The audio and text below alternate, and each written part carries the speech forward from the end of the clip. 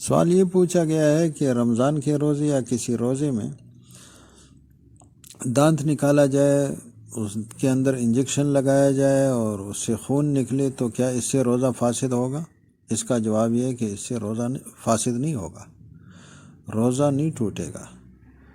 دانت نکالنے سے، دانت کے اندر انجیکشن لگانے سے، اس میں خون نکلنے سے، اس سے روزے کے اندر کوئی فرق واقع نہیں ہوئے گا۔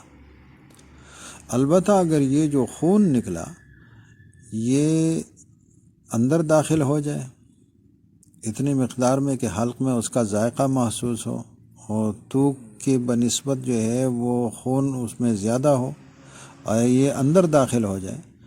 تو پھر روزہ جو ہے فاسد، روزہ ٹوٹ جائے گا۔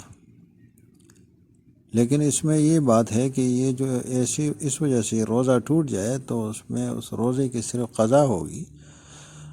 اور اس میں کفارہ واجب نہیں ہوگا۔ اور اس سے جو ہے یہ بات بھی واضح ہو گئی، یہ بات بھی اس سے سمجھ آئی کہ کسی وقت جو ہے ویسے جو ہے دانت میں جو ہے وہ خون آئے، یا جاگنے کی حالت میں ہو یا نیند کی حالت میں دانت سے خون نکلے تو اس کا مسئلہ بھی اس سے واضح ہو گیا کہ اگر وہ اندر داخل ہو تو پھر ایسی صورت میں جو ہے اتنی مقدار میں کہ خون کا مقدار جو ہے تھوک سے زیادہ ہو تو پھر اس میں روزہ ٹوٹ جائے گا اور اس میں قضا واجب ہوئے گی، کفارہ واجب نہیں ہوگا۔